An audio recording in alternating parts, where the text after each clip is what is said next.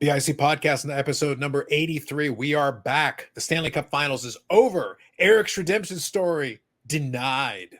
The Boston Bruins still remain the biggest piece of trash in all the history of trash. You can blame Connor McDavid for this because honestly, it's his fault. So we'll talk about that briefly, a couple of other little quick topics, and then we'll get into the idea, our bigger topic here, we'll get into the idea of having a real attachment to elements of your collecting as a way of fueling your collecting. It'll be a little bit more open-ended. We'll have a little bit of fun with it on this episode of the BIC podcast.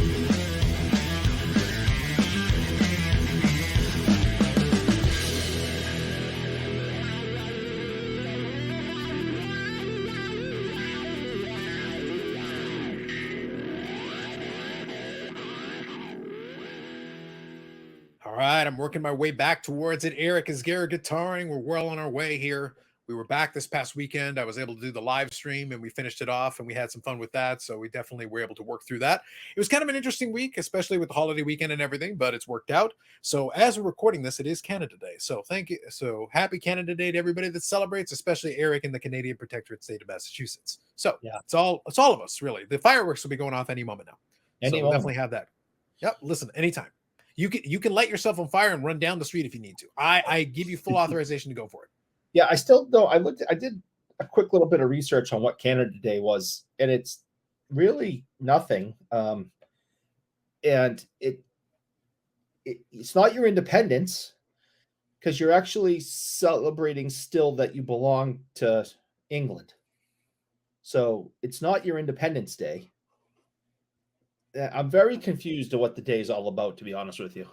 Eric, it was just pretty much an excuse to have look, Eric, I'll fill you in. It was just an excuse for us to have beer. I was even more confused. Like, why do they celebrate if they're still affiliated with England? Eric, it's not about affiliation with England. Look, we're gonna have the 4th of July in a couple of days and everything, even at the time of recording. We're gonna have the 4th of July. That's where you claim independence. The truth is, it was a breakup with the British where it's like, it's not us, it's you.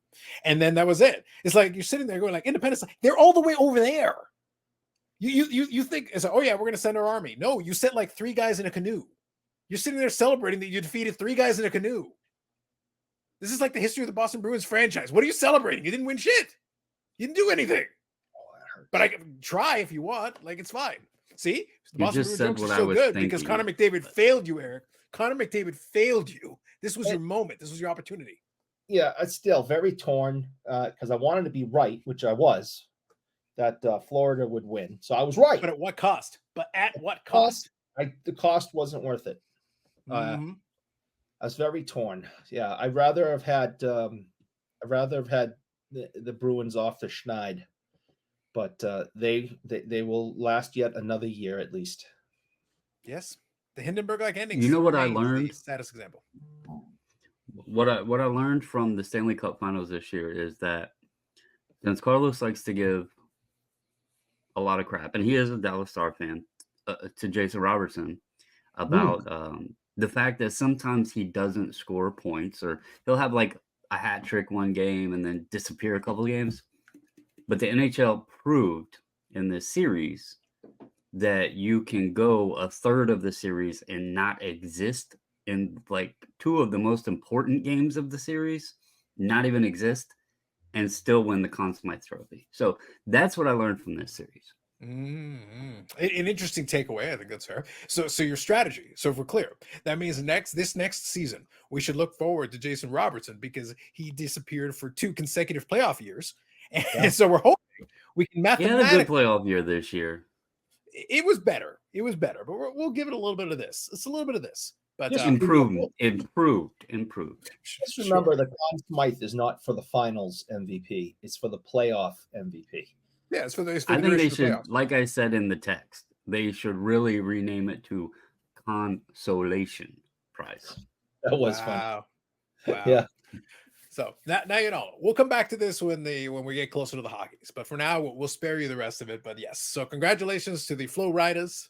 Thems. They had their Stanley Cup, and it continues the Florida mini era of dominance because between them and Tampa, there's been a lot of Stanley Cups down by that way near Florida, man. So good on you guys. And then Connor McDavid, we will continue to mock your failure until such time that you cease failing. So honestly, it's completely your fault. You should play goaltender. You should have scored 47 goals. And otherwise, you suck. You mentioned the Florida dominance. There was that interesting statistic that went around, though, that since the last time the Dolphins won a playoff game, the Marlins have a World Series trophy. The Miami They got Heat two. have some NBA championships. Marlins have two. The Marlins have two. I mean, Yep. The Heat have some championships, and now the Panthers have the Stanley Cup, and the Dolphins still haven't won a playoff game. That's kind of crazy. Tragic. It's damn Finkel. Well, their starting quarterback literally had his brains knocked out like 2 years ago, and they still insist on playing him. So I don't know how. I think it's because they pop champagne every year when another team loses.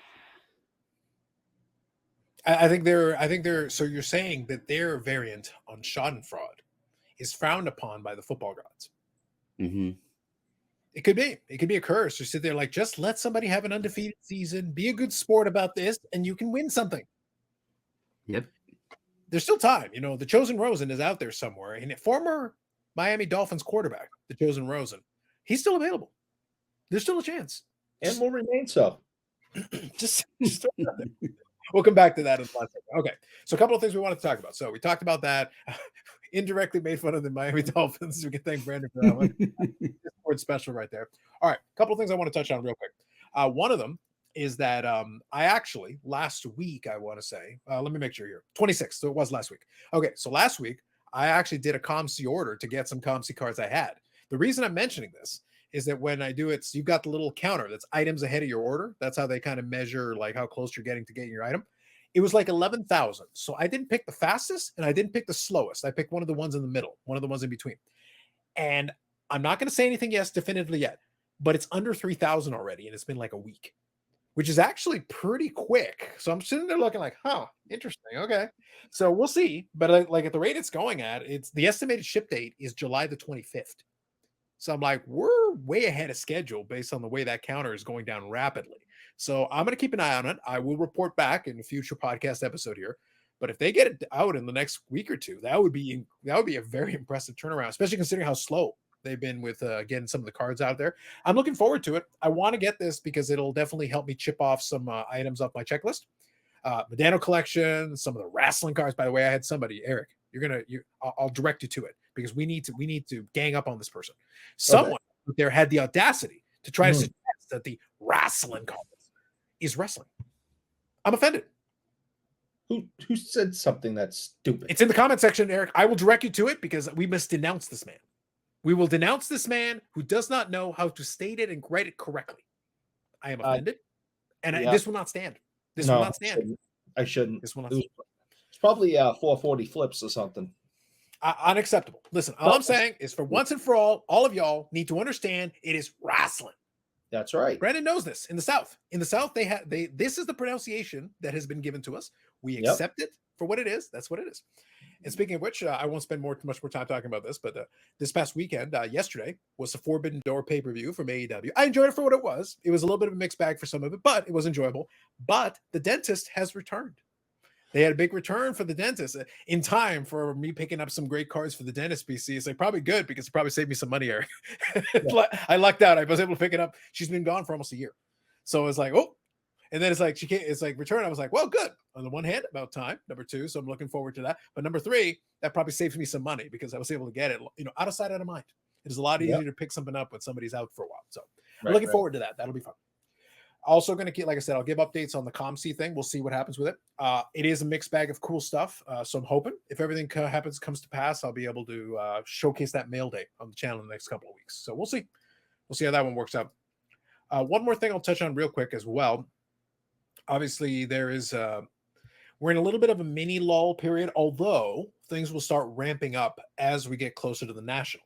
With that said, though, we were talking about it just before we came on here, that the Gemrate data is up since it is the first of the month, so it has concluded. I'll quickly highlight some of the highlights here, and I'll share them, and we'll talk about them more down the road. Too. What was that? I want to highlight the lowlights too. Well, we got it all here. So I'm actually going to share it on the screen. I will read out the results. So anybody listening to the audio version of it, I'm going to give you the info because as always, they include the month over month and also year on year. So both numbers are important. We want to factor them in.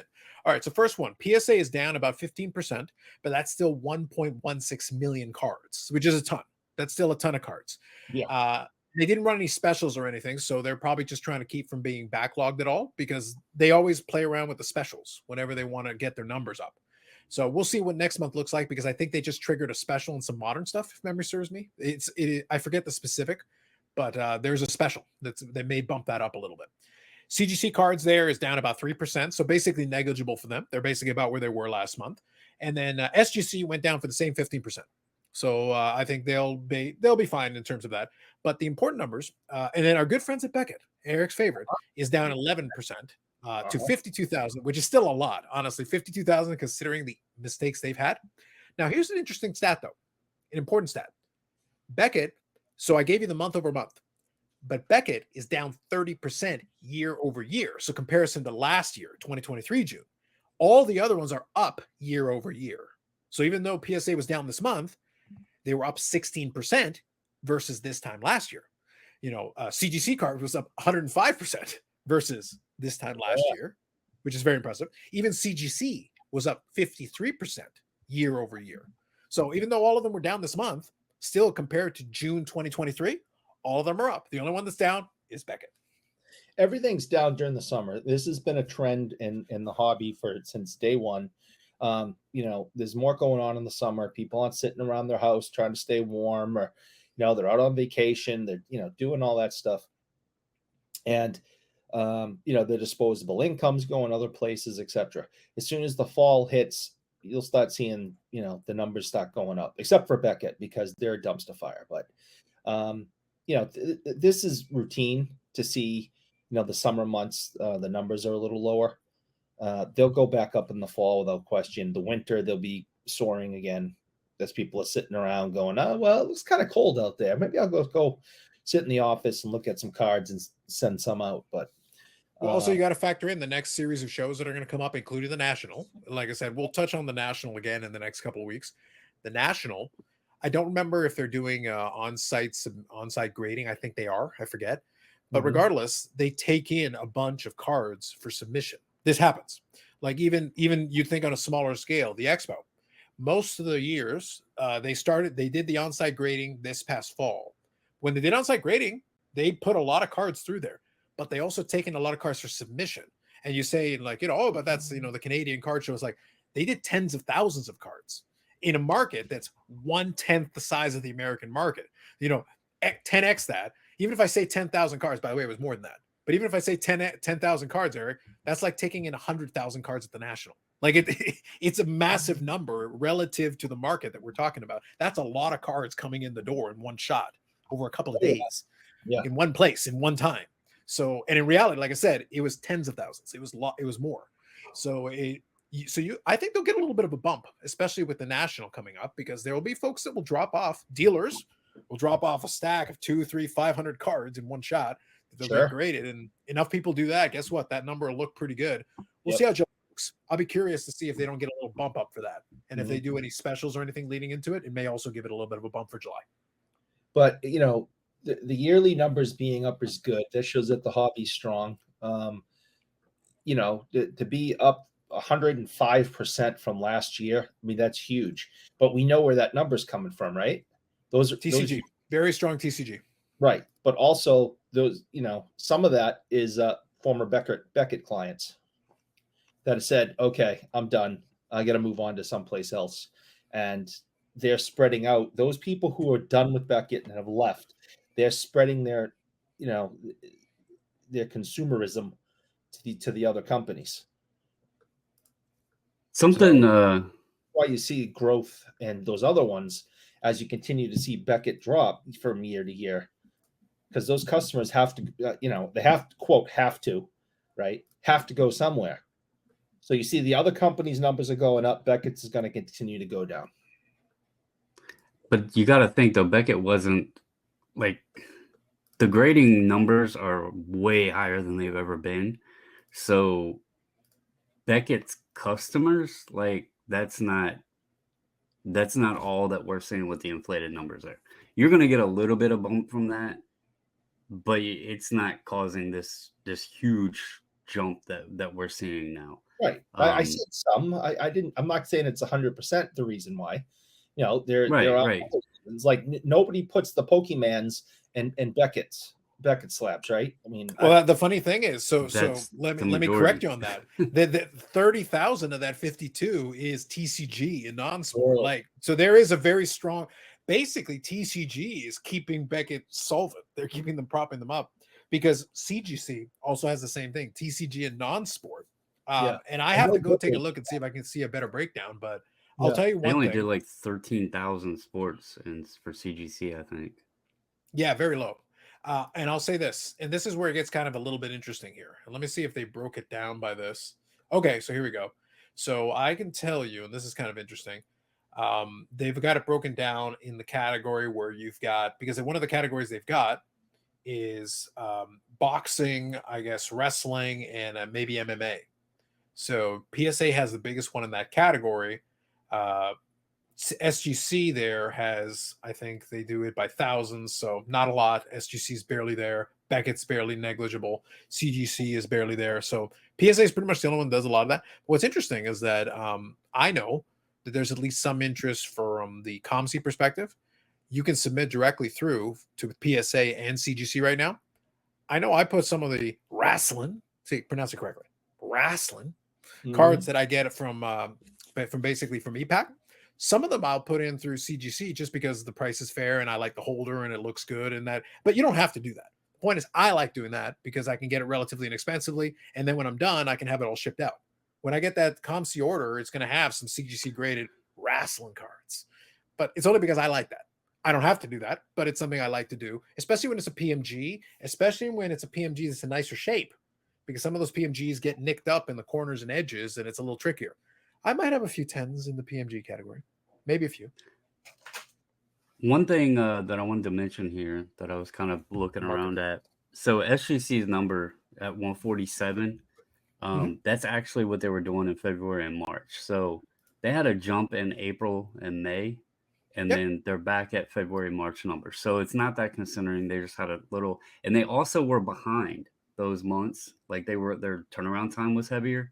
And so they've knocked that out. So if they're crushing that through to get, like, I've heard some of the turnarounds is like 2 days now. I just sent an order out today. I'll see how long it takes. The other thing I want to mention on them, and we were mentioning the Pokemans, they jumped their TCG number. They upped it by $3. And so as Eric was saying, like how some of Beckett's customers have went elsewhere, some of those TCG numbers have shifted to either, if I had to guess, Beckett or CGC, likely, maybe PSA. But a lot of that flow has went elsewhere because CGC actually, like, I'm surprised their number hasn't grown even more. I mean, they're pretty consistent. They were 184 last month, 178 this month, 181, 185. I mean, that's all the way back to March. But even though their resale is, I think it's good in the TCG market. Obviously, we said sports, they're not really doing much. Their price to grade is just, it's stupid cheap. I mean, if you get it in the best bulk rate, like it's under $10. Yeah, comfortably. And it goes to show, Eric, what everybody always said. They're like, oh, it's too expensive. It's too expensive. You've got a company that has some legitimate backing and is an actual player in the space and is offering you sub $10 grading. You don't have excuses. Like, I'm sorry. You can, especially if you go in with somebody with bulk, you're getting like $8 and change per card. That's awesome. Yeah. Like it's about as good as you can do. Like at this stage in the game, like what more do you want? A great holder, nice label. Yeah. I mean, you could clown on them because the Beckett staff that moved over, but they still have reputation. They didn't just pop up and say, hey, we're a grading company. There was some experience there.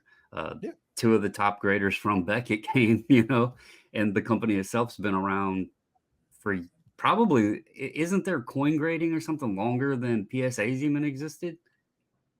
No, they're up there. They PCGS, I think, is one of the oldest ones of the older school, and that's under the collector's banner.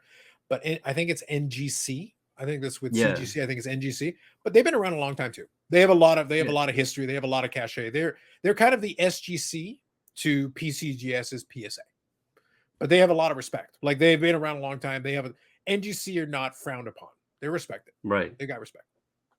And coincidentally, just for any listeners or audience that may not know, because I hear this all the time, why doesn't CGC and SGC merge? They used to be the same company.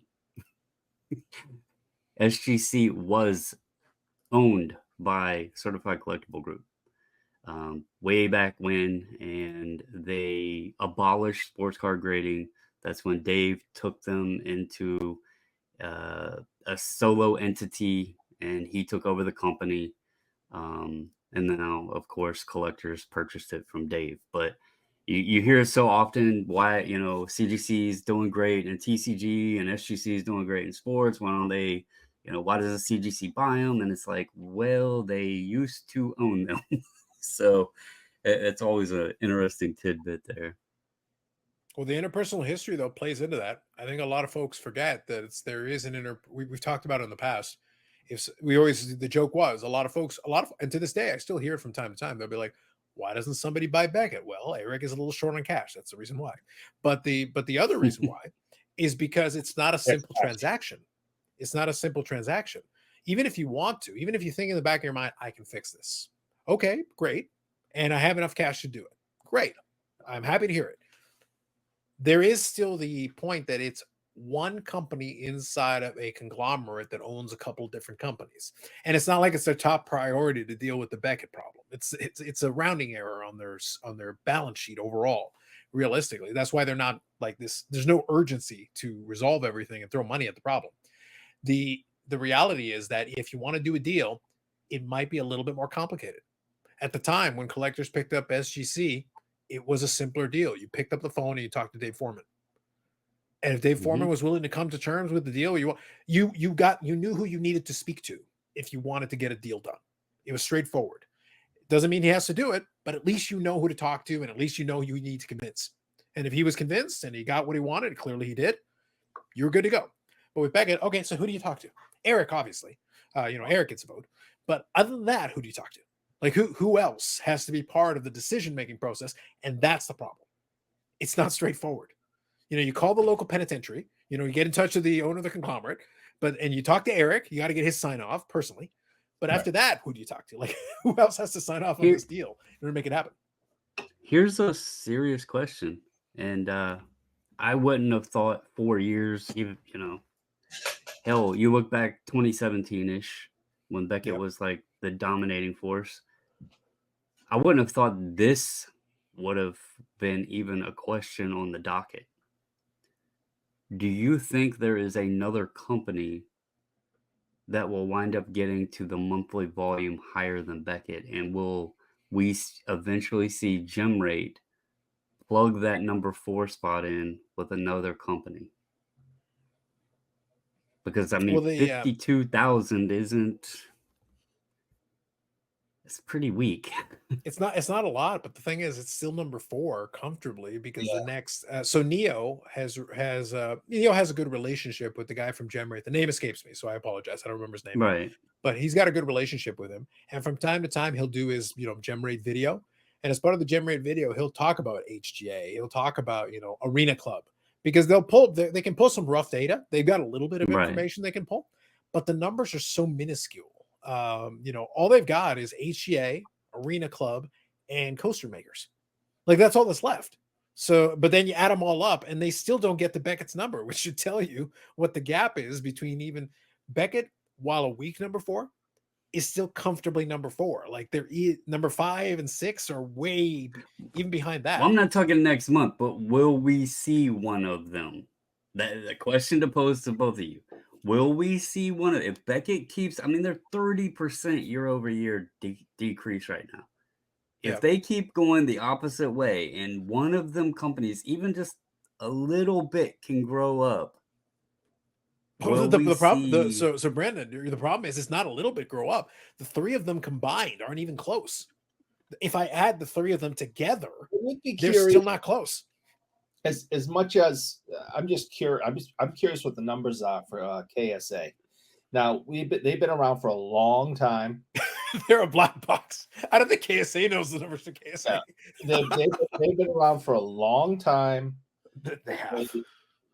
They have put cards in slab. I hate saying the word graded when it comes to them, but they have put cards in plastic slabs for a very long time, and there seems, to be business continuing through their doors. I'm curious, and since they're like Canada only, I mean, the numbers have to be low, but I am curious of what they're pulling in a month. And if enough to keep the lights on, that I can verify. Yeah. Clearly. So I would like a moment of silence, though. Moment of silence, okay. For a company that was spoken of often back in ye old years of 2020, and now nobody mentions them at all. Hugga? Shout out to GMA. Okay. They were always brought up. They were always brought up. They were a player in the game, whether it was a guy in his basement or not. That's to be determined. But people spoke of them. You've seen them in the chats. You've seen them on Facebook. Like, they were mentioned. You've seen the cards out there. It shows. I still remember. What was that? The Dallas one. The Dallas card show one. I know what you're talking about. Or something. Yeah, I think that wasn't like, I don't think they really did encapsulating. Listen, if you ask, there was a dealer at Chantilly that had all of their stuff in it, and I was like, who in the hell is doing that? Like, listen, everything.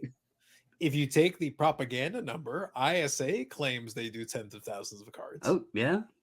So nobody else can verify that. The only place that says it is ISA. No, nobody else can confirm that, but they claim to have done tens of thousands a month. HGA hasn't closed their doors yet, have they? Or are they?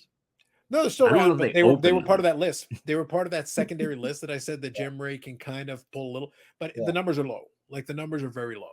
Like 7.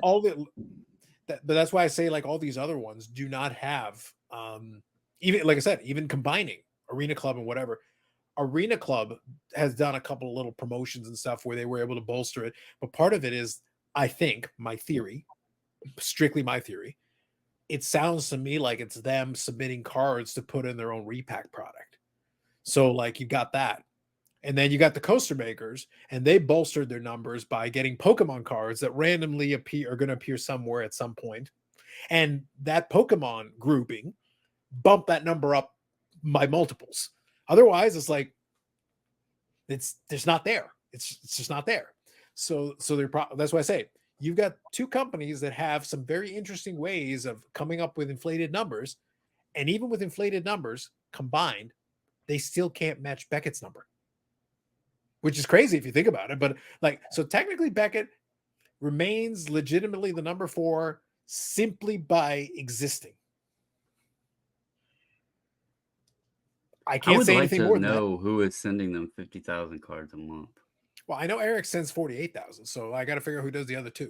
I don't know who's doing the other 2,000 a month, but Eric's good for 48. After that, I have no idea. But that's the thing. Somebody is still sending them cards every single month, because even if you say 30% down, but it's still 52,000. That's 51,995 more than I would have thought. How many of them are fake PMGs? What are we doing here? Like, what are we doing? I can't help you. But we said, though, 30,000 of them ish, somewhere in that range. 30,000 of them were Pokemon, because people are shooting for the black labels, because the Pokemon cards are the rounded corners and everything. Maybe they got a shot, and there could still be some value. Like, if you get a black label outside of showing up on a Saturday, if you don't show up on a Saturday, they're still toughish to get. So the Japanese Pokemon. The Japanese Pokemon get a lot of the black labels, so people do still send those there. Yeah. on So Saturday there is a morning. little bit of premium left for that, as long as it's for certain specific circumstances. I get that. Beyond that, I have no idea. I got nothing. So I have no way of justifying it. I can't. So No. it, Well, it, it it makes the numbers interesting, but they're still confusing. rule number 1 and 2, Carlos. That's the reason. Yes, that's pretty much all we got. So from that perspective, That's it. so anything else we want to touch on then before we get into the kind of the main topic that we'll call it for tonight? Anyone else want to share anything?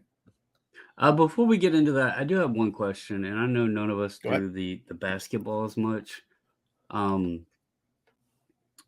think it's a cool story, but is it a bad look for the NBA to draft a kid just because of his namesake that averaged 4.8 points in the Oh, yeah. NCAA? Feel bad for the kid because the kid is under so much pressure. He's not going to get a fair shake no matter what. He's not going to reach the lofty goals that his name, the name expectation.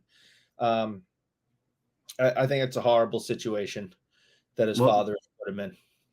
My thought was more. I mean, I get what you're saying there, on that point of it.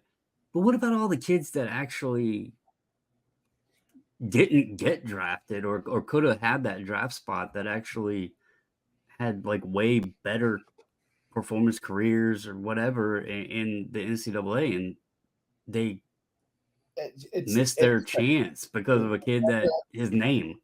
Whether it's getting an after-school job at the Cumberland Farms or the NBA, nepotism is alive and well. It's not what you know, it's who you know, and that's how it works. Okay, there's one spot available for an afternoon job at the Cumberland Farms after school. The owner's son gets the job, right? There's a draft pick and a spot open on the LA Lakers. LeBron's kid gets the job. It's so same thing. So I'm gonna agree with the general idea, but I'm also gonna counter it by saying this wasn't a particularly strong draft. The 55th pick is not exact. Like you could have picked. I think Eric was the 56th pick. It's not a particularly strong draft, and the truth is that a lot of those players who are more fringe, if you're the 55th pick, you're kind of fringe. That's a situation where they were able to give LeBron, they basically said like, here's a gift. Because it wouldn't have mattered. You draft him there, you draft him in the next round. It doesn't really make that much of a difference because again, it's not a particularly deep draft. And a lot of those players that you're talking about probably would be well served to go and play in the G League and try to earn themselves in. They're probably going to have an easier time getting themselves in, getting a roster spot that way, and getting like a short-term contract and trying to earn their way onto a roster. And the criticism is that Bronny isn't even good enough to make a G League team. And that was kind of like my thought. It was like, and he's going to end up 4.8 points on the team, sitting on the bench, taking up a spot. Which is, the idea is great. He has to, practice with his dad every day and go to work with him every day, and that's a great thing. And for that, I think that's they can carpool, man. Yeah, right. Think of the environmental benefits of them being able to carpool. Save the environment, all that. Yes, but it's going sooner or later. LeBron, who has all the power in the NBA, is going to say, "I want to actually play with my kid, coach that I just picked myself." Yeah, the thing, Eric. The thing is, look, I'm not an NBA analyst. I'm not an NBA analyst, but I'm just gonna just to save us a lot of time here. The Lakers are going to be a show, but they're not going to be that relevant in next year's NBA. No. They can literally have them out there. Who cares? It's not going to make any difference. No, it's just a story for the sake of having a story. I honestly feel bad for the kid. He's a kid, all right, and I actually feel bad for him because I don't see anything really positive coming his way. Except money. Lots of money. His father is a billionaire. He has money. But you can have your own money on top of your allowance. You get to double dip, Eric. Yeah. Well, it's just nothing good's coming that kid's way, unfortunately. And I hope I'm wrong. I just Just don't see anything positive coming for the poor kid.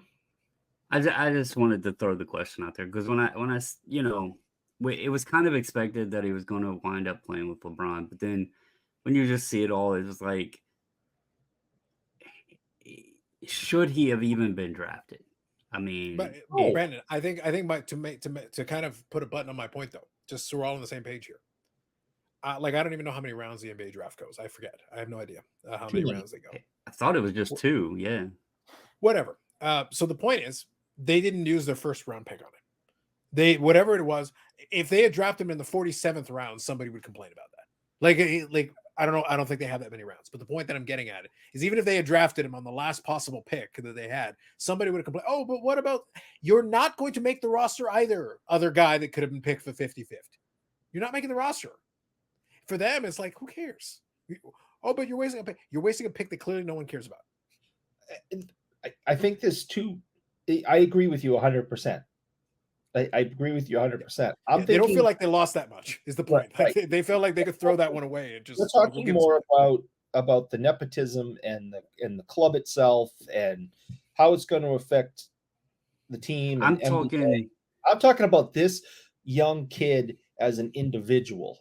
I don't see anything good coming his way. He's going to be criticized every step, analyzed every step, and he's going to embarrass himself. I think it's a bad example set, for the league, because he was only drafted because his last name is James and who his dad is. And I just think, you're right. Maybe it didn't matter. Maybe there was nobody else on the board they were interested in, but it gives a bad look, and it does take out somebody. I mean, there's walk-ons in football all the time or whatever, I'm not saying that a kid there was somebody else better out there, because I didn't pay much attention to it. But when you see those statistics and historically, there's got to be somebody that performed better out there. They just lost their chance. And you said there's something in it for him, the money. Well, he's got a dad that's a billionaire. He doesn't need that contract. And now you just took it away from somebody that maybe did have that drive, did play better in college, and maybe with a little bit of NBA coaching could have found something, So that's all I'm saying. It's just a bad look, because he had no shot in hell, even for a G League team, with the statistics he had. But yet he gets the opportunity. All you've told me is that whoever drafted 56 could have gotten that guy. He didn't take away shit from anybody.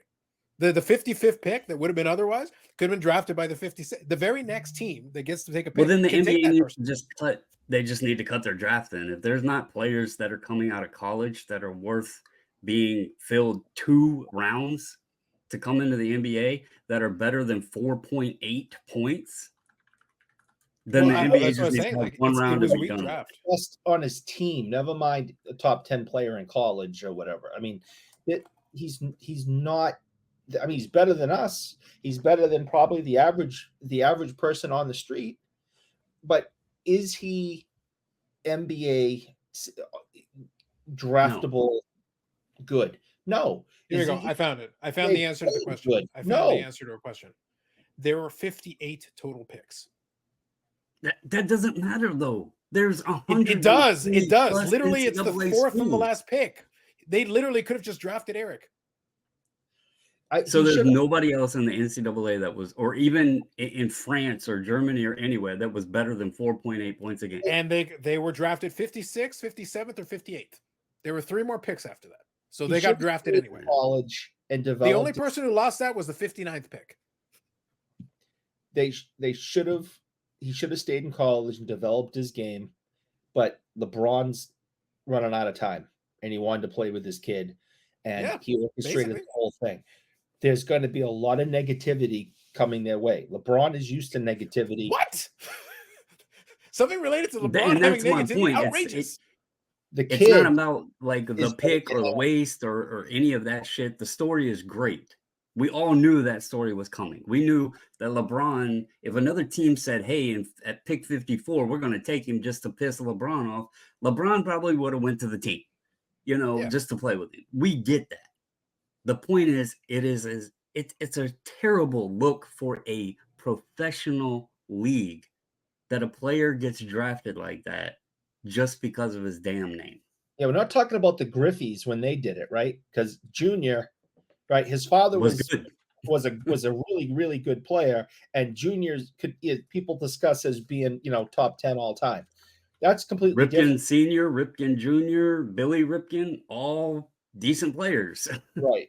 So Vlad Jr., decent player, Bo Bichette, decent player. Like, I just think it was a bad look. So. Okay, so look, I'm just going to put one more. I'll just say one more thing here, just for the sake of hashtag scholarship. And this will play right into Eric's because again, it goes back into hockey isn't a real sport. So let's talk about it. Eric. okay. What do you want to tell me about?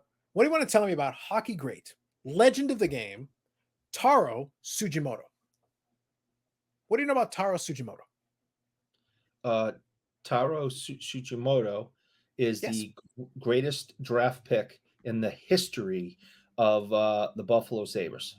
Yes. Now, what's special about Taro Tsujimoto? Doesn't exist. Brandon, in the NHL, the Buffalo Sabres drafted a player they made up. They literally were like, fuck it. That's great. We'll just make up a name. But the point, they literally said, we don't even need a real draft pick. We'll make one up. We don't give a shit. And how deep is the hockey draft? Many more rounds. Many more rounds. The point is, though, Brandon, the LA Lakers, look, the point is, the bottom line is the LA Lakers literally said, we don't give a fuck about any of these other guys. We'll draft this guy. Who cares? My basic point is, and again, we can squash this. It is a bad look. Okay. It's like hiring, like Eric said, Eric's talking about the farmer's market or whatever, right? Or the farm after school. I'm talking about a professional league, a professional sports league that pays its employees millions upon millions of dollars. And this kid only got picked because of his dad. That gives a shit look for the entire league. Like, if you wanted to give him an auxiliary pick and make him an auxiliary member of the team one day so he can come to practice and play with his dad, so be it. But this kid has no chance at surviving in the NBA. He shouldn't even be the 18th guy on the bench, and there's only 12 men on the roster. Like, he did not deserve to be drafted by an NBA team. Right. Period. Right. Look, I will make sure that I pick up the phone and listen because we have all the contacts. I will call the LA Lakers and tell them. And I wonder if Jerry West was still alive, what he would have had to say about it. Jerry West would have done the smart thing. He would have traded the 55th pick for Taro Tsujimoto. Yeah. And then they could have done that, gotten future considerations for future years where it isn't such a crummy draft, because clearly this is a crummy draft, just to be clear. So clearly it is.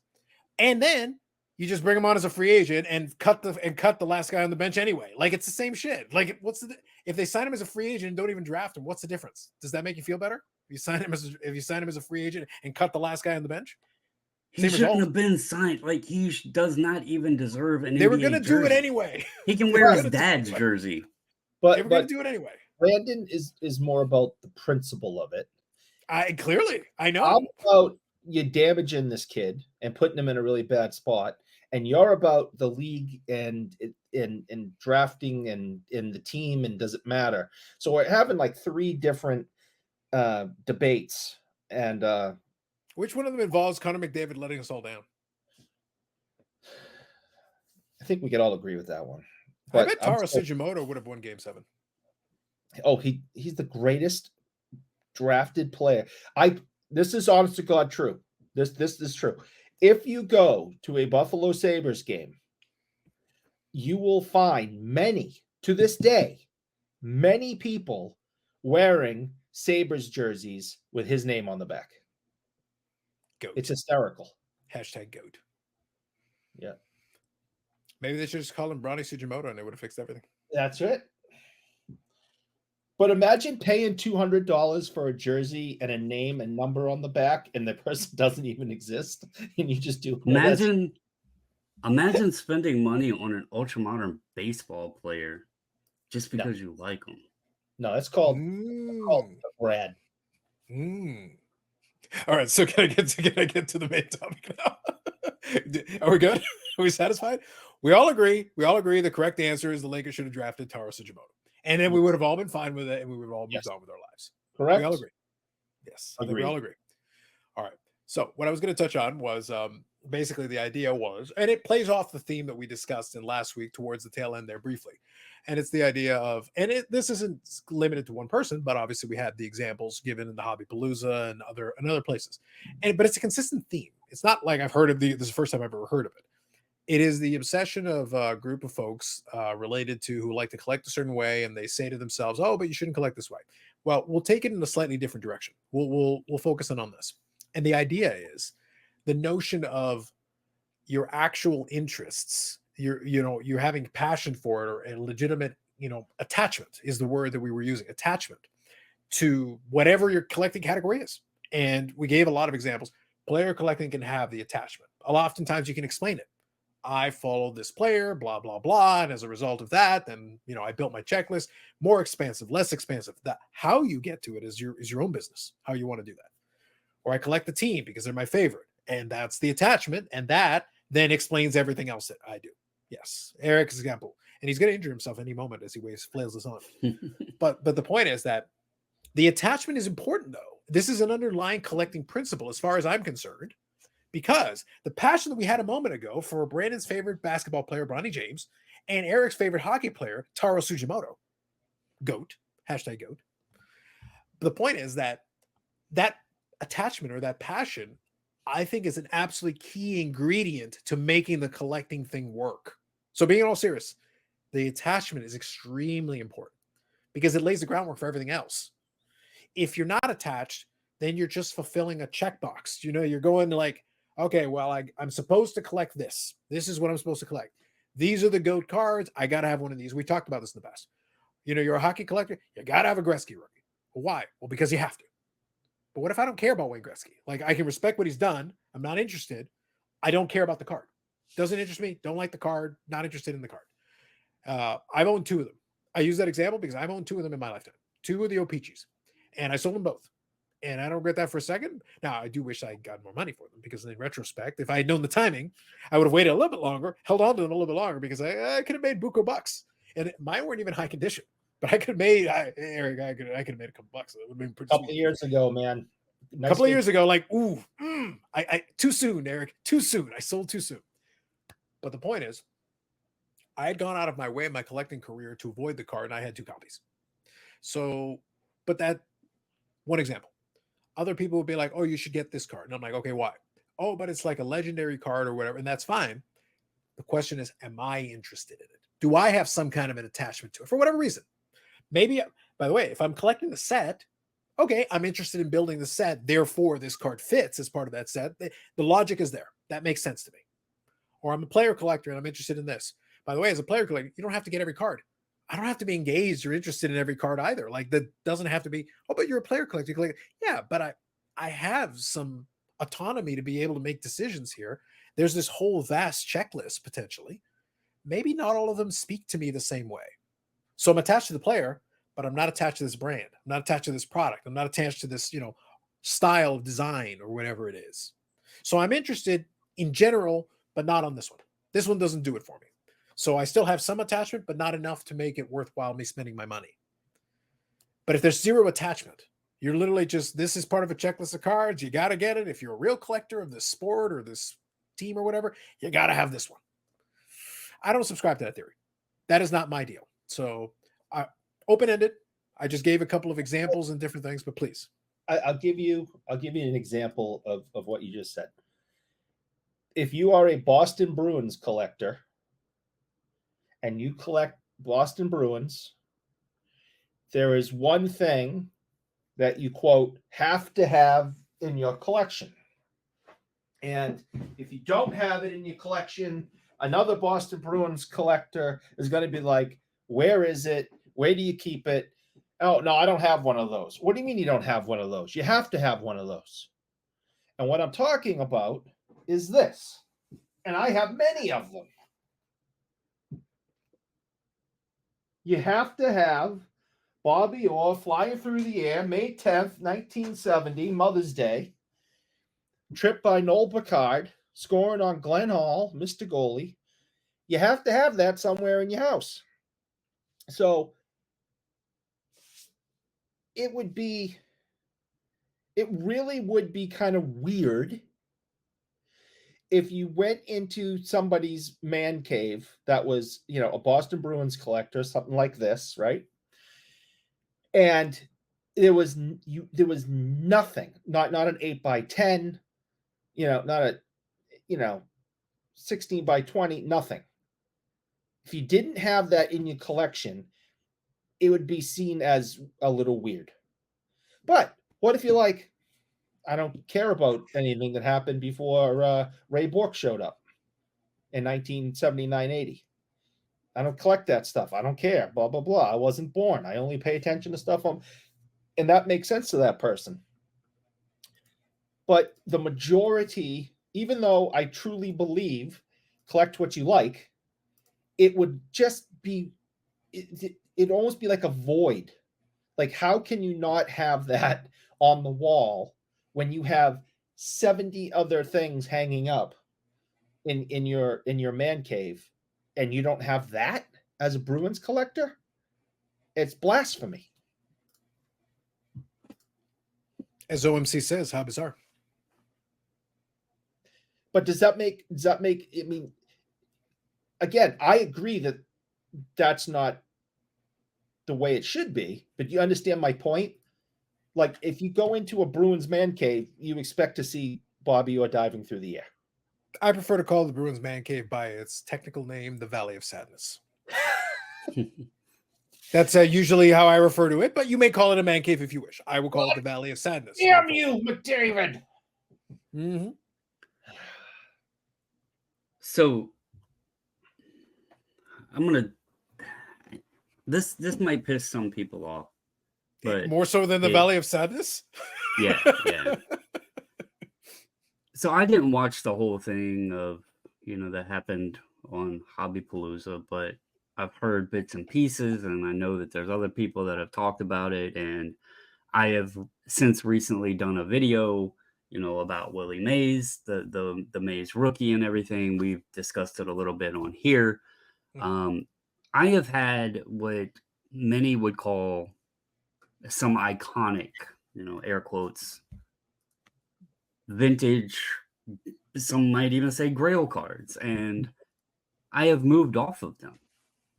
And Eric, the day that I had mentioned I had sold my Maze, was like, why would you let a card like that go? And it's an understandable question to folks, but you didn't have to, because no. I got bills to pay.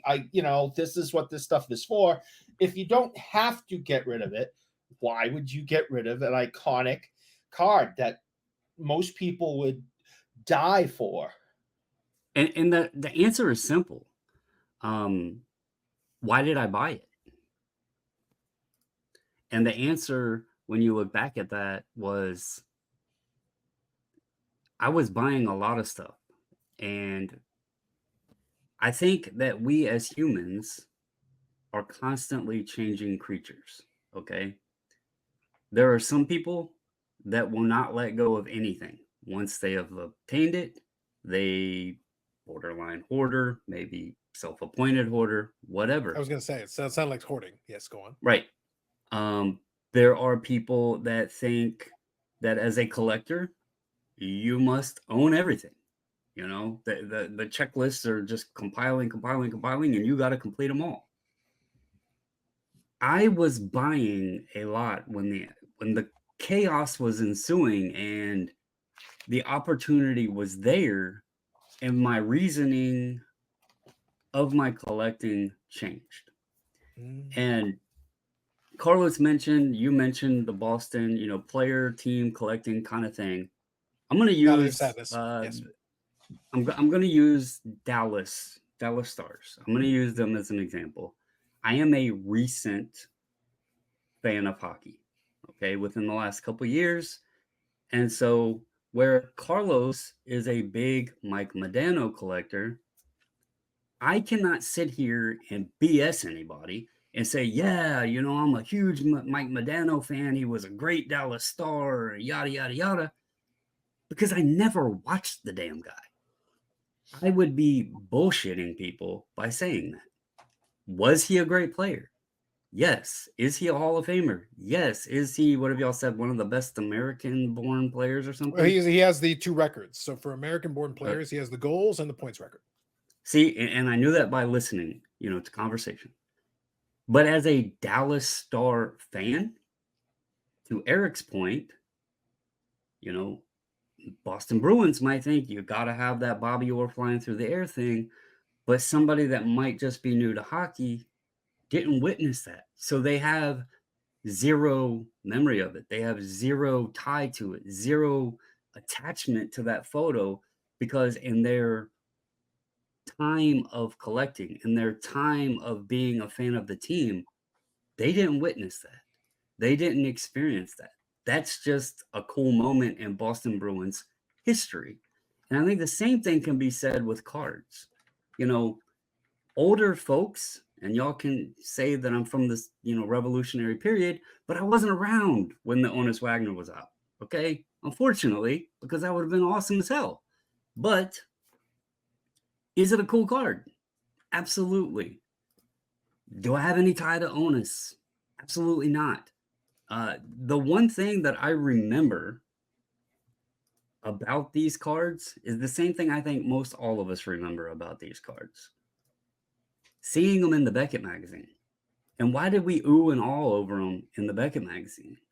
Well, because we were given this perception that these cards were super valuable and they were super rare. You went to your local card shop and they probably didn't have these cards. So in our mind, they may not have even existed. And they were really, really expensive. And when we became adults, well, when we got the money, then maybe we could afford one, right? And so it was this philosophy that they were what we were supposed to own. But the truth is, that was the only attachment to them that we had.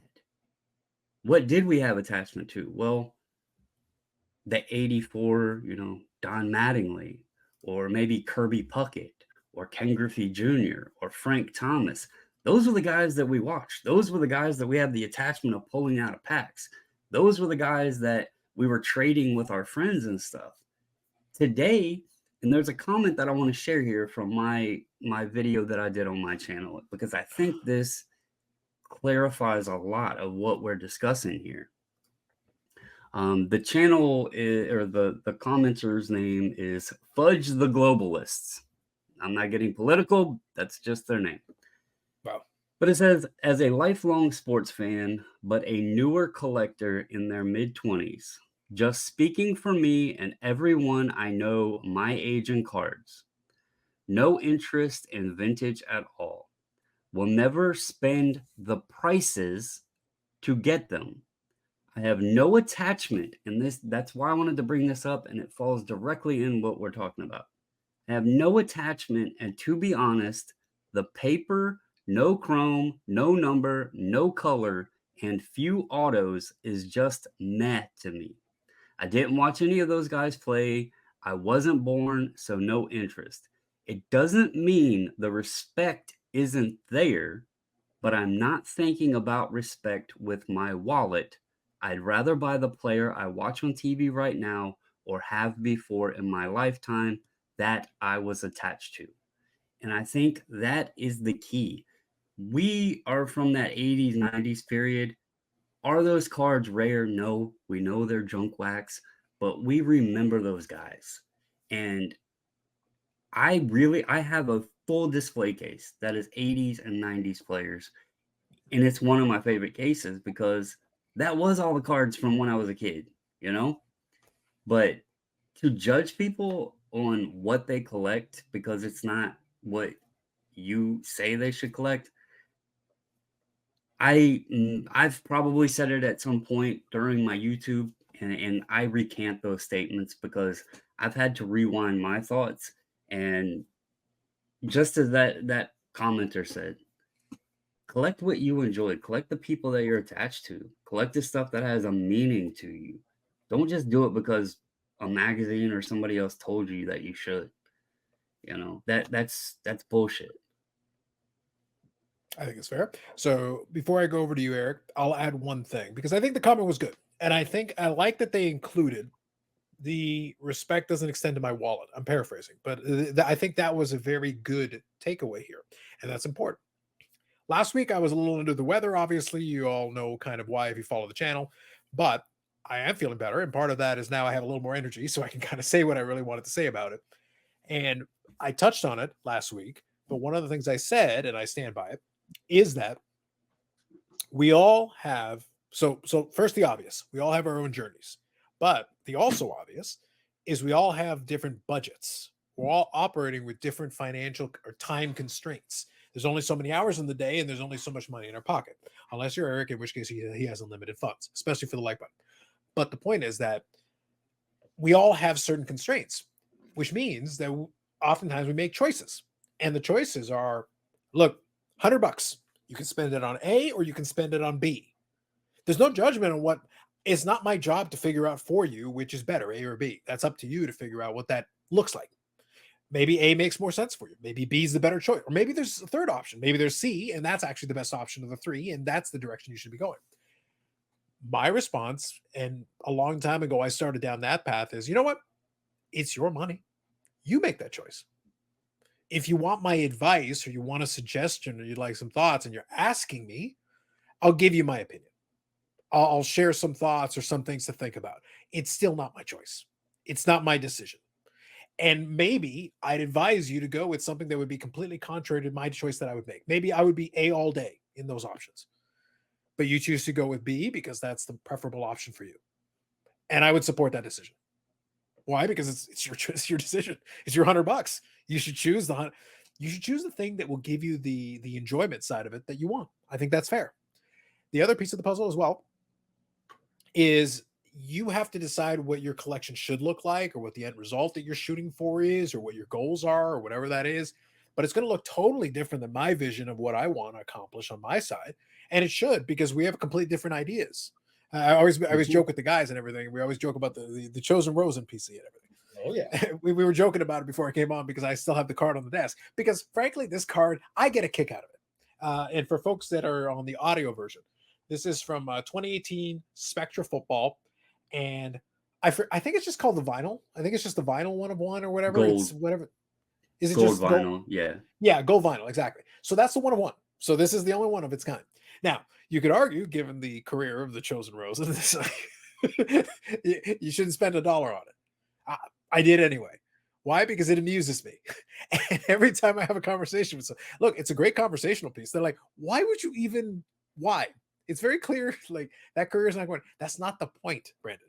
That the point Right. is I get a kick out of it. It amuses me. Could I have spent the money on something else? Totally. There's a million probably quote unquote better options. Yep. And I want to go back to something, and I know I was long-winded in that, so I do apologize to you guys and everybody else. But today, as a Nationals fan, was a cool day because James Wood made his debut. And I mentioned that because I was having a conversation with Ryan that does, he submits cards. He's a big baseball guy. And he knew that I had bought some of the pro debut James Wood cards. And he asked me if I was going to get a first Bowman.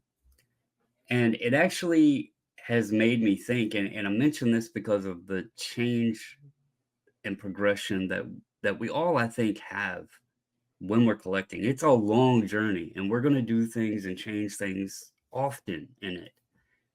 But I got to thinking about it, and I was like, I don't want it because he's in a Padres uniform.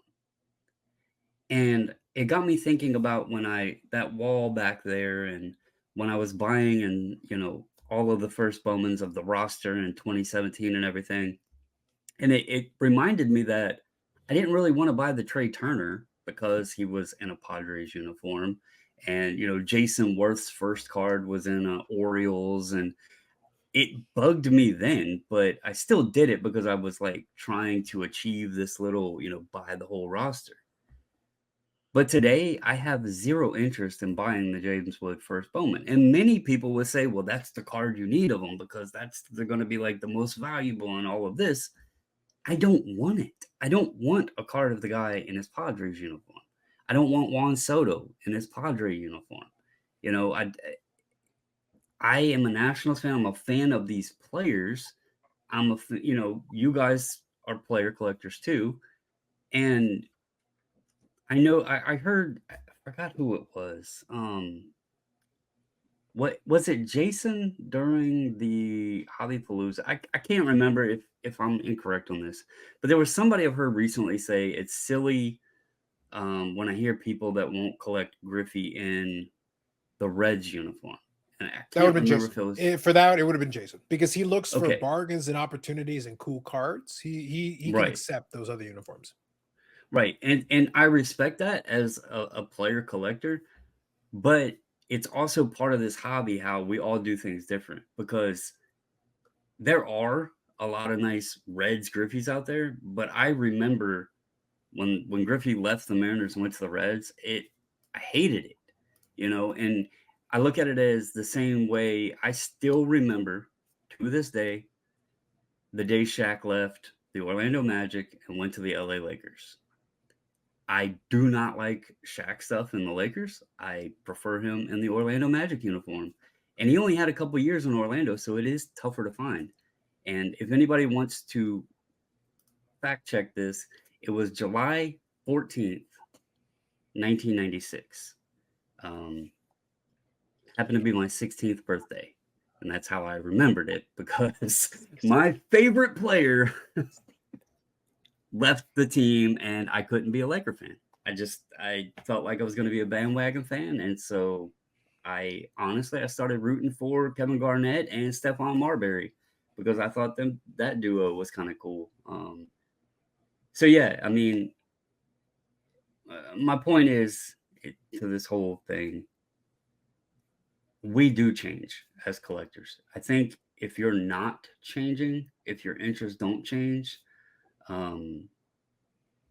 you're not evolving your collection. I mean, and I don't mean that in any disrespect. I know Eric loves building 62,000 1969 hockey sets.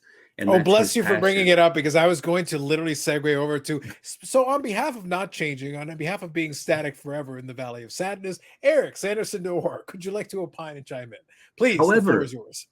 However, though, we have to give him the credit because he's also said, I don't collect anything after 1990 or something like that. He said that. And yet his mailbox has been loaded with some ultra modern Leaf cards, and he can lie as much as he wants. He has been having an absolute blast. So it's even the greatest moments he of his life. has changed a little bit. Go ahead, Eric. Eric, so in fairness, so I want to make fair about this because Brandon got the filibuster and then I got the filibuster. So now if I have to, I will mute us, Brandon. We got to give Eric his moment here. So if I can change, you can change. Eric, it's on you. Yeah, I'm not changing. But a couple of things. I graduated college in 1996. Allegedly. So graduation is a strong word. They gave me some piece of paper. It said "Get Lost." I thought it wasn't printed on both sides. Go on. I can still tell you what I was doing that day. I was walking into my job at McDonald's, and they used to have the little plastic display with the USA Today newspaper on the stainless steel countertop. And as I walked past it to go back into the back, I noticed and it said Shaq goes to LA. Ruined my day. Right. Eric, we'll let you. Look, I will literally mute us. Go. No, it's all right. So the other thing is to agree with you. I only own, to my knowledge, one Ray Bork card in a Avalanche uniform. I have a pretty extensive Ray Bork collection, and in these boxes and binders all over the room. See, he's over there. His All-Star game flag, and it's autographed twice over there. I am an acquaintance of his. I see him often. I have him sign tons of stuff. So I'm a pretty big Ray Bork collector. I have one card of him in an Avalanche uniform, and it was a UD canvas with him hoisting the cup, and I had him autograph it. And that's the only one that I knowingly have. So I totally get that. I like collecting Ray Bork stuff, but if he isn't in a Bruins uniform, I really don't. It doesn't bring me any joy. I have no attachment to it. I have no reason to get it. I don't want it in my collection. And for those who really, really, collect Ray Bork like I do Reggie Lumlin, where I got to collect them all like the Pokemans, I'm sure they're like, what do you mean you're not getting his Avalanche stuff? That he's the same guy, same play. It was actually, could be argued he was more successful because he won a cup. Why wouldn't you collect all the way through? And it doesn't interest me. So I totally get that, not wanting a Griffey in a Reds uniform. If you had all the enjoyment of him playing in Seattle, it doesn't, it doesn't interest you to see him in the Reds. He didn't play all that well. He was probably on steroids at that time. He got really big scandalous at the end of his career, like most of the other guys, where he spent his whole career like super thin and athletic, and all of a sudden he just got huge overnight when he went to Cincinnati somehow. It must have been the bus ride over. I don't know. I don't know if I'd agree with getting huge overnight, but by this logic, into your 50s, you've gained weight from your older days, so we can only assume you're on performance enhancers right now. Oh yeah, absolutely. PEDs. It's a pizza every day. Yeah, that's it. All right, Eric, before we filibuster you again, just go. No, I mean, I don't know how much to add that I already said about, I kind of made my point about the Bobby Orr picture. So, Sure. it really comes down to nobody should be telling anybody how to collect. You did mention something earlier that I agree with Carlos about giving advice. We give advice all the time at work, at the shop. Yeah. People come in, what should I collect? What's hot? I want to start a collection for football, whatever, where should I start? So you start asking them some questions. Well, what's your favorite team? Who's your favorite player? What's your budget? Do you want just, what kind of cards are you interested in? You want autographs? You want jerseys? what do you like?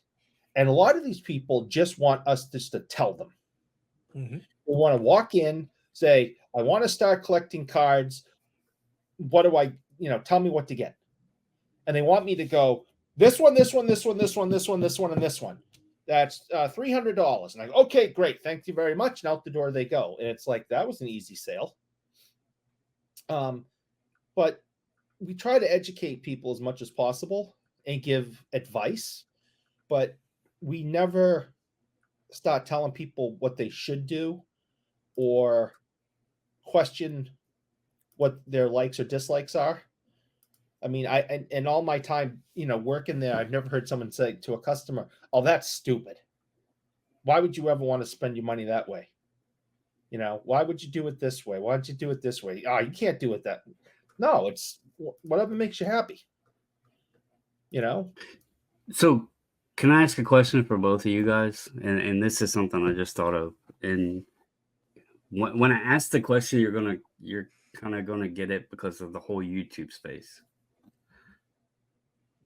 Why do you think that the push or the lecturing, the judgmental side of what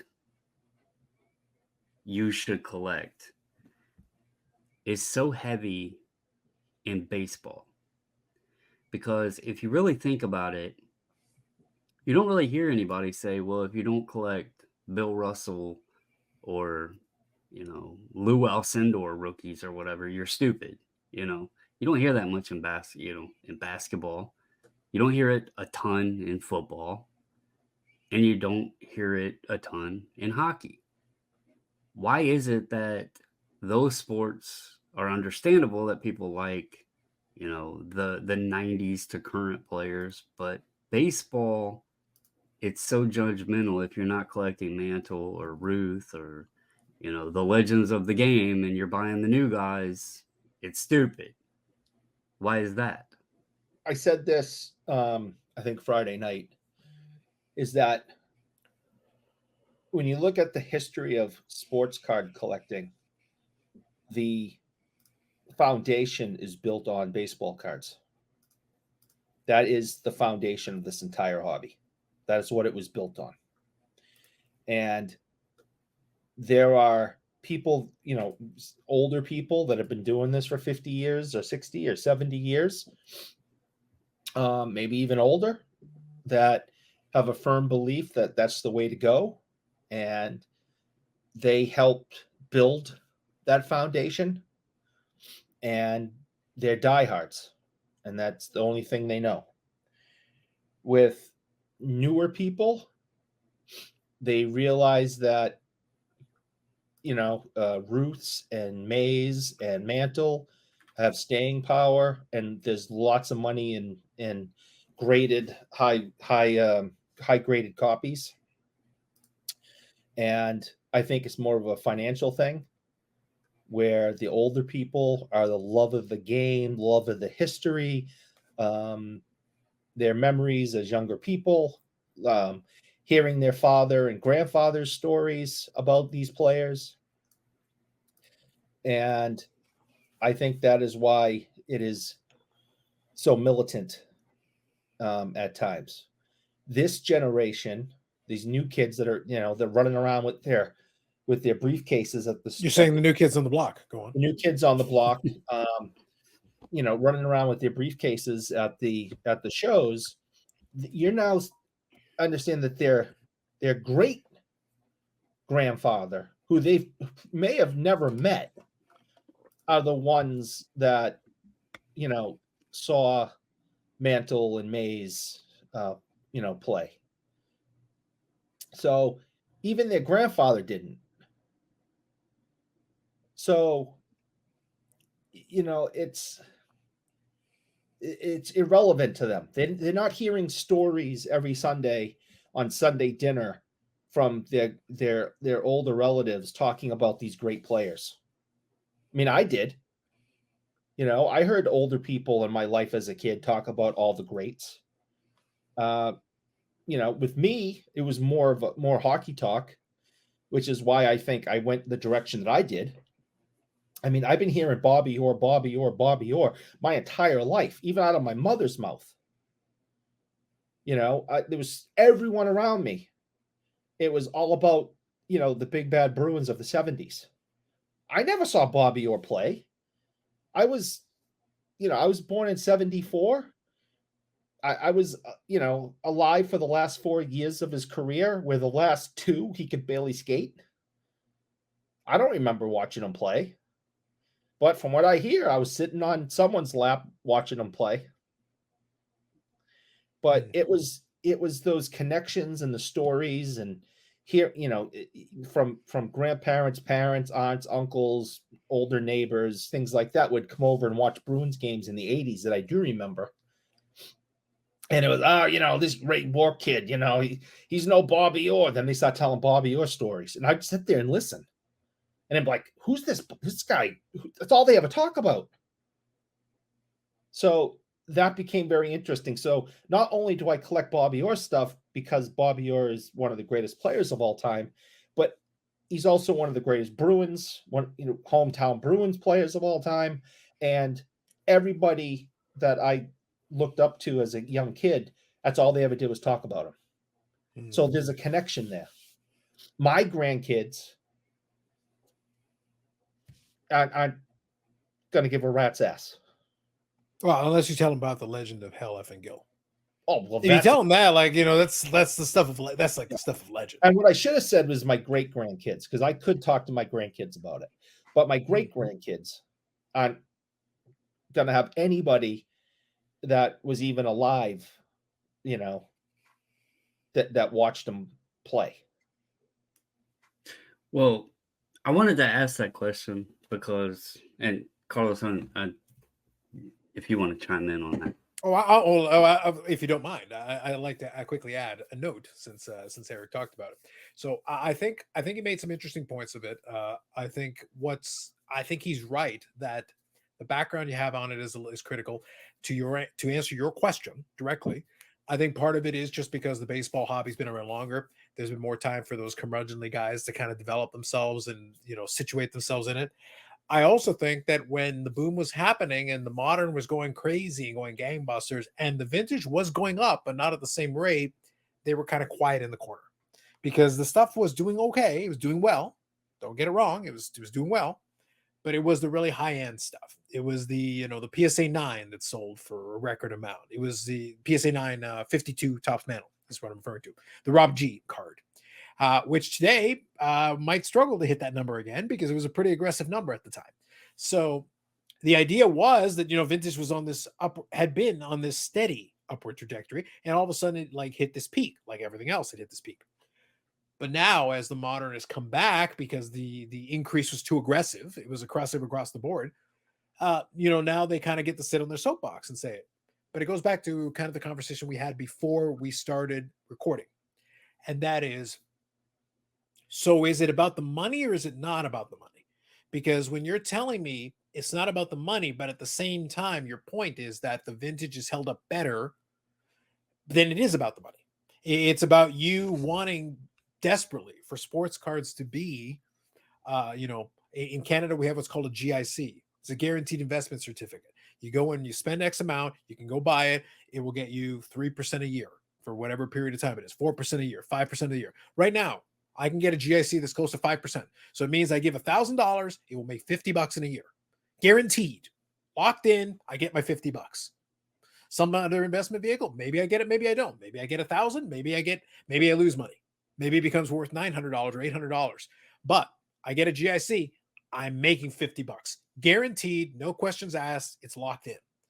They're looking for security. They're looking for this safety blanket against everything else. Well, the thing is, if you're looking for that, there are way better investments that are way more stable that will get you that consistent increase. They go back and look at the history and like, well, but over time, you know, vintage has done this. Like, but I still have to sell it.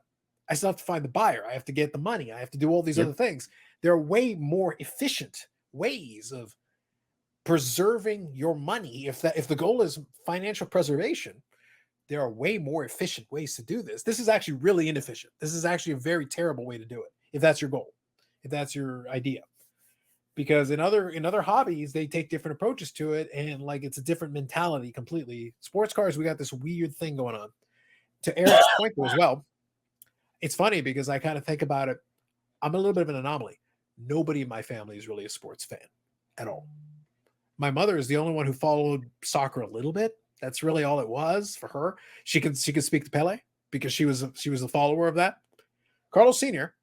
is not a baseball fan at all. Baseball is my first sport. It's the one I enjoy the most. I still love the sport. Even if I'm not always keen on Major League Baseball, I still love the sport of baseball. I will watch a good minor league baseball game because I still enjoy that. I still enjoy the game. But the funny thing is, Carlos Sr. was never into that. But Carlos Sr. was one of the assistant coaches in the Little League team. But he understood fundamentals because he liked playing stickball. But he was never a baseball guy. He didn't watch baseball. He didn't grow up on it at all. But he could play. Carlos Sr. could play a little bit. So I got all my stuff from me. I'm the epicenter of my own collecting universe because I can't speak to the old story. Carlos Sr. can't talk to any of the old time ball players. He didn't watch. He wasn't listening. It wasn't his world at all, or any of the other sports at all either. So everything I've done in sports or learned about sports or played or did anything else, it was on me. So I'm the basis of my own sports fandom in all the categories, and I'm the only one. So I had to take a different path, but that's okay. Eric's path is more conventional because he had at least the family members that could speak to, Bobby Orr, and like how he's like half the player that Hal Gill is. truthful statements. But he had that. He could talk to those stories and they could bring that up. And a lot of people do that.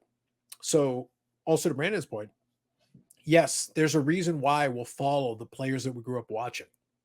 I am a fan of the history of the game of baseball, but that doesn't mean that I'm going to spend my time obsessing over Mickey Mantle, the career that could have been, whatever. I watched Griffey's entire career, so I can speak to that. I watched Frank Thomas. He was one of the guys. I love the 90s sluggers. Albert Bell, Manny Ramirez when he was on his game, Alex Rodriguez when he was on his game. All the issues those guys had with even some of those guys with PEDs and everything, it's like, doesn't change the fact that when I watched them, peak Bonds was scary. I don't care if it was on everything in the world. I don't care if he came from Krypton and he discovered the sun. Whatever it was, he was one of the scariest hitters at his peak. I love watching Albert Pujols play because he was great. He might have been 87 years old when he started. The point is he was great. For like that first decade, go look at that first decade of Albert Pujols' career. It stands up with just about anybody holding a baseball bat. Like he was just that good. So right. I can appreciate and enjoy that. That's what's fun for me. And I'll watch some of the current guys and appreciate them for what they are, but I will never be as attached as I was in the 90s and early 2000s when I was on it. I was all over it all. Anything that I could consume, I was part of it. So of course I'm going to have a fondness for that. I don't care if you printed 50 million cards of it. I still will appreciate some of that stuff from that time period because it's what I grew up watching. And, to that point, the question there was, why is it so pushy in baseball? And, the other sports have breaks in their vintage stuff, to an extent. And it wasn't the popular thing, even when we were kids in the 90s. You just mentioned a bunch of them. And, basketball, I think, picked up. It got its popularity really in the 90s when you had Jordan and, Magic, Bird, and all those guys.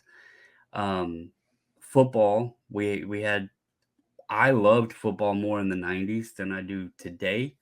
But I think today's football is probably, people would argue, more entertaining because of the passing game and all of that and the way the game is. But we went back and we were talking about the Gemrate data, and this is just something to throw out there too for all of the folks that say it's stupid for, the people doing this ultra modern stuff. PSA is doing more cards than hell. I don't know how many they were doing like pre-Gemrate data in an entire year. But when you look at the fact that they're doing, 500,000 sports cards, we'll call it, maybe over that, but let's see, what were they at? It was close to 50-50. I'll pull it up. 734,000 sports cards. Okay. Yep. And of those, 63.6% was cards over the last 4 years. Yeah. 2020. Newer stuff. Yeah. 730 plus thousand cards, and 63% were of the last 4 years. Not a single decade. That's for a 4-year 2020 decade. Every other decade prior to that is less than 10%. So when we're seeing this and we want this hobby to continue, we want the hobby to grow, I don't think anybody should be saying that if you're buying or collecting the new stuff, that you're stupid. Because obviously that's what people are interested in. Is it mind-blowing? Again, I've probably said some things to contradict myself right now, but again, I've thought about this and we change as humans. So I am willing to admit if I've said we change and evolve, Eric. Yeah, Eric. But no, on a serious note, I think that some of the numbers that we're seeing, $1 million ultra modern card, that does sound crazy. But at the same time, if there's people out there that have $1 million and they want to spend it on, a card that's freshly pulled today, I just hope they enjoy it, because the truth is, and you were mentioning, the it's not about the value, but then they want to say that spending the money on the new stuff is stupid. That all reflects right back on the value. The thought process has always been vintage is safe, but to be honest with you, if you look at a ton of the vintage cards, it's actually down. It's not safe at all. There's more of it available online for purchase right now than I have ever seen. That's a red flag to me. As you mentioned, somebody's got to buy it for it to be worth anything. And I showed the 51 Mays rookie. There wasn't many being transacted. A lot available, not many being bought. That's not a good sign for the safety, the safety valve of them. If these folks, if the hobby is in a good spot, folks are enjoying what they're buying, they're not putting themselves, in any financial predicaments. And we know some people go a little bit too far and do that, but I think it's probably a good thing to for folks to be enjoying this new stuff. I think football has grown with, the Strouds, the Herberts, the Burrows, all of that. I think football has gotten a lot more popularity. I think the Lucas, the Anthony Edwards, the Wembies, all of them. I was trying to analyze the data here.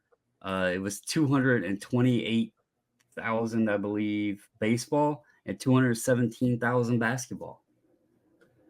And that's pretty damn close for a sport to sport comparison. So the old men yelling at the clouds just need to stop shaking their fist. Yeah, Eric. Yeah, all it is to it. Yep. Thanks, sir. So I think, listen, we'll get off your lawn when you finish watering it. The point is that I want to get. So that was a great discussion. And I think just to put a button on all of this, it really comes down to this. I'm very much at this stage in the game, and I won't speak for you guys, but I'm very much this stage in the game that I'm not concerned about watching somebody else's wallet. That's their problem, not mine. I will, to kind of Eric's point from earlier, if the question is, what do you think about this? I'll answer honestly, but it is still not my job to make the decision for you. You can decide that for yourself. I can offer some things to think about, and that's usually what we'll do. So, and a key to what he said earlier, when I want mentioning this, is I think it's very important to consider the difference between solicited and unsolicited advice. If someone is soliciting, they are asking your opinion. They would like to know what you think. Therefore, you can offer some advice, because you can be like, hey, all right, from my experience, this is and usually the way I phrase it is like, here's some stuff to think about. This is what I would be thinking about, in your place, thinking about whatever, X, Y, Z. But as a collector, I've made a ton of decisions that would be incorrect, or maybe the better way to put it. And maybe we can discuss this at a later date. I've made a ton of collecting decisions in my career collecting that would be suboptimal. Like if you're talking about being optimal, you're talking about being the perfect sequence of using your money most effectively, buying, selling, doing whatever. I have made a ton of moves that would be suboptimal. Why? Because I enjoy that particular thing, or I think it would be fun to have. And what it comes down to, really, the underlying concept here is, do you want to own the thing? And this could be, by the way, a branch off of its own discussion. Do you want to own the thing? Because that's the most important part. We talked about the attachment. The part of the attachment is, I want to own this thing that I have purchased. That's why I'm spending the money to get it. Otherwise, I could just look at a picture. Oh, but it has historical provenance. Yeah. But do I need to own it? Do I want to physically own the item in question? If the answer is yes, okay. Then we got something we need to figure out, and maybe I need to make some moves or do whatever. But if I'm content to just look at it, it's like a museum. Oh, that's cool. I can look at it, take a picture. I'm satisfied. I don't need more. So at that point, guess what? The good news is that's relatively cheap, Eric. It doesn't cost a lot. You can look. Most of the time, you can look inexpensively or free.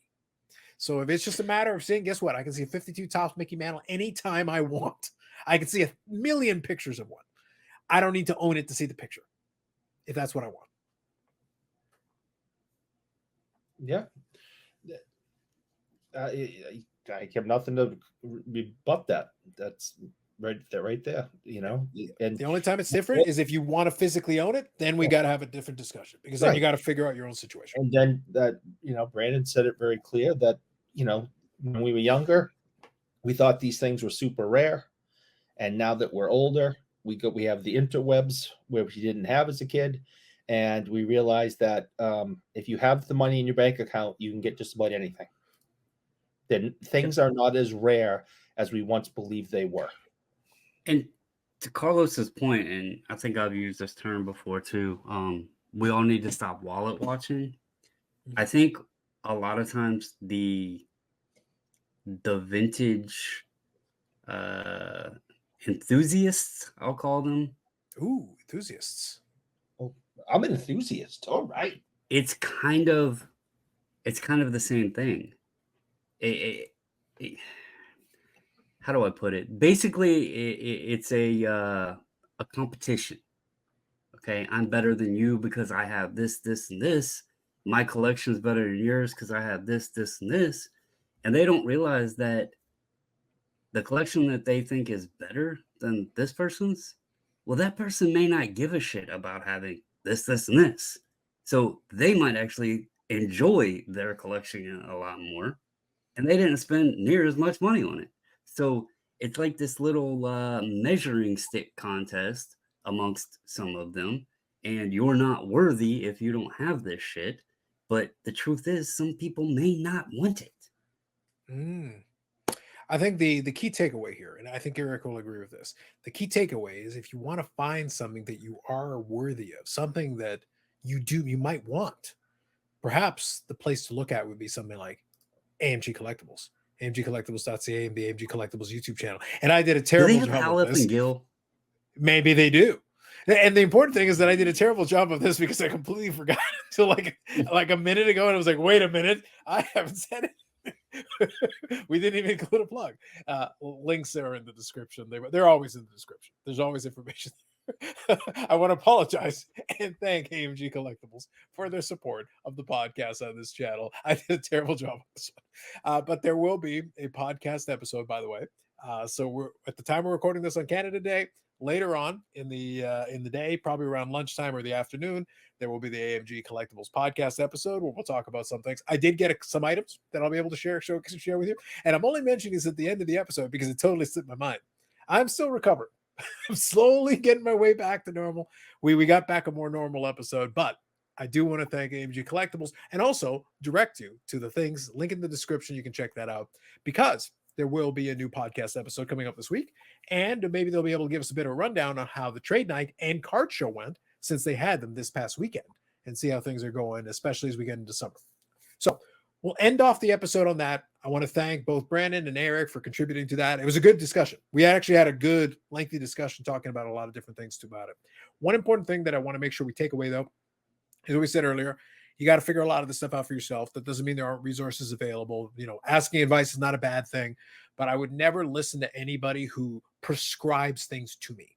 Somebody who is unsolicited, giving advice for the sake of giving advice, I'm never keen on that, ever, just in general terms. And the other piece of the puzzle is like, look, we got to figure out our collective situation. Your situation is different from mine. Mine is different from Brandon's. Mine is different from Eric's, and vice versa. So you got to work on that for yourself. And the point of this entire endeavor is supposed to be to find some measure of enjoyment from this thing. And if it's being more of a pain in the ass than it is actually being enjoyable, then something's wrong. Then we need to completely reevaluate the entire thing and maybe go a different direction, whatever that is. You got to figure that out for yourself. Right. So I go ahead. On your point of figuring it out, I don't know how many people listen to us that are new to the hobby, and not to tell anybody what to do, but how about we give them a resource to start at? And I think a very good spot, and you can get into a deep, deep, deep rabbit hole, go to tcdb.com. And if you got a player in mind that maybe you've watched and you want to see what cards they have, type the player's name in, select the sport that they play, and it will bring up a list of a very good list, usually, of known cards for that player. That's where all of these have come from. Yeah. I think if you're new to this, and many people may already know about the site, but I think if we could help anybody new in any way, go check that site. Type in a player you might be interested in. Go take a look at all the cards they have. Sometimes it'll have pictures of them, and just research and find some stuff you like. I think that's a great way to start. So just wanted to share that. Absolutely. And you can go there and look up the infamous checklist of Taro Tsujimoto, Mhm. Eric's personal favorite hockey player. Hashtag scholarship. Look that up. So you can definitely go down that route. Go down that rabbit hole and you will discover greatness. Gold is what you will discover. Gold, Jerry. Gold. Oh, Jerry. So Hold that's on, it as far as just a quick second. Go.